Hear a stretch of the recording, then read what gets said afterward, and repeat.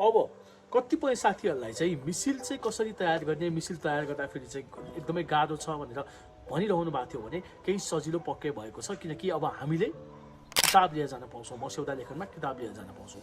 अब किताब लिएर जाँदाखेरि पनि कसरी हेर्ने त होइन, कसरी थाहा पाउने, कसरी तयारी गर्ने भन्ने बारेमा चाहिँ धेरै साथीहरूलाई थाहा नहुन सक्छ होइन।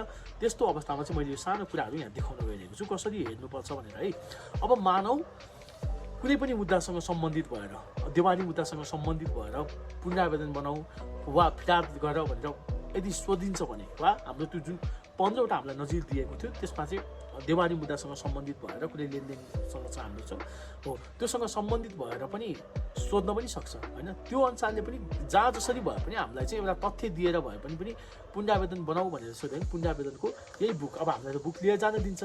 यसरी बुकको सबभन्दा अन्तिममा चाहिँ यहाँनिर अन्तिमको यो साइडमा हेर्नुहोस्, यहीँनिर ढाँचाहरू हुन्छ, फिर्ताको पनि हुन्छ। म अलिकति यहाँ पुनरावेदनको देखाएको कारणले गर्दा यहाँ पुनरावेदन देखाइरहेको छु। अब यहाँ पुनरावेदनको ढाँचा यहीँ छ। पुनरावेदनको ढाँचामा अब कसले दायर गरेको मानौ तपाईँलाई चाहिँ एउटा तथ्य दिएको छ होइन, फलानु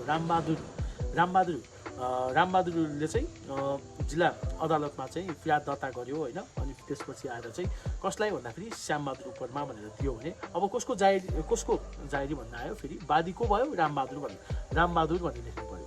अनि प्रतिवादी कसलाई, श्यामबहादुर भनेर लेख्नु पऱ्यो।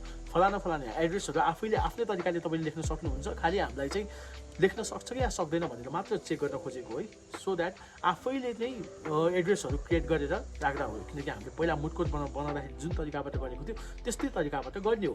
अब यहाँनिर फर्मेट अलरेडी छ, फर्मेटमा तपाईँले भन्यो कानुनको कुराहरू केही कुरा प्र्याक्टिस गर्नुहोस् होइन। कुन चाहिँ हदम्यादहरूको कुराहरू, हदम्यादको कतिमा फिर्याद गर्न हक्दैया कतिमा, यो कुराहरू चाहिँ अलिकति प्र्याक्टिस गरेपछि आइहाल्छ। त्यो कुराहरूलाई खाली ठाउँमा भरिदिनु मात्रै हो, सबै सजिलो भरिदिने। अब स्टोरी त्यहाँ दिएको तथ्यअनुसार आफैले लेख्ने, या त भने यदि हामीलाई चाहिँ त्यही 15वटा जुन नजिक दिएको त्यसैको आधारमा नै सोध्यो भने त्यसको तथ्य मात्रै याद हुनु पऱ्यो। A to Z carbon copy हुनुपर्छ भन्ने छैन होइन। सो त्यसकै तथ्यसँग सम्बन्धित भएर अरू त आफैले गर्दा भइहाल्यो नि। सो होइन, किनकि सबै प्रतिवादीको नाम जुन जति छ त्यसमा हामीलाई दिएको नजिरमा त्यो सबै कण्ठ हुनुपर्छ भन्ने छैन। सो मेन क्यारेक्टरहरू कण्ठ गर्ने, अरूको कहानी आफ्नो हिसाबले बनाउने र कानुनको कुराहरूलाई चाहिँ सही तरिकाबाट राख्ने। यसरी चाहिँ यदि तपाईँलाई चाहिँ कुनै पनि पुनरावेदन लेख, फिर्याद लेख, देवानी मुद्दासँग सम्बन्धित छ भने देवानी यो किताब हुन्छ। यो किताबको अन्तिममा त्यो सबै कुराहरू मैले अहिले पुनरावेदन देखाएको छु, अलिकति अगाडि फिर्याद छ। सो आफूले यतैबाट फर्मेट खोज्नु भएर चाहिँ त्यो कुराहरूलाई राख्नुहोस्। अब फर्मेटको लागि तपाईँलाई टेन्सन भएन, एकदमै गहिरो तरिकाबाट कन्ठै गरिरहनु परेन है म यसको लागि। अब यस्तै गरेर फौजदारीमा सोधे, मानौ वादी रामबहादुर लामाको जाहिरले वादी नेपाल सरकार र प्रतिवादी चाहिँ श्यामबहादुर तामाङ भएको जुन कर्तव्य ज्यान मुद्दासँग सम्बन्धित भएर चाहिँ पुनरावेदन लेख भनेर भन्यो भने अब यो बुकको अन्तिममा त्यसको बारेमा पनि भइहाल्छ। सो यसरी चाहिँ फौजदारी मुद्दासँग रिलेटेड भयो भने फौजदारीको सबैभन्दा अन्तिमको तपाईँहरू हेर्नुहोस्, देवानीसँग सम्बन्धित भयो भने देवानीको हेर्नुहोस्। यसरी चाहिँ अब हामीलाई फर्मेटको बारेमा टेन्सन भएन।